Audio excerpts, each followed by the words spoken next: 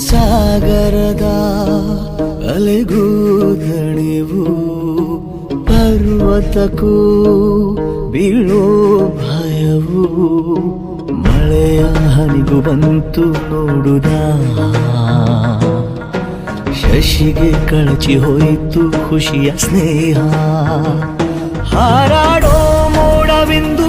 ರೆಕ್ಕೆಗಳ ಮುರಿದುಕೊಂಡು ನಿಂತಿದೆ ಮಂಕಾಗಿ ಸುಮ್ಮನೆ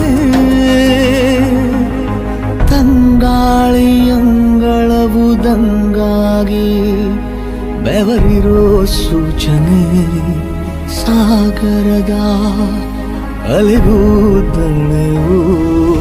ಬೆಂಕಿ ಮಳೆಗೆ ಬಂದ ಮೇಲೆ ಹೂವು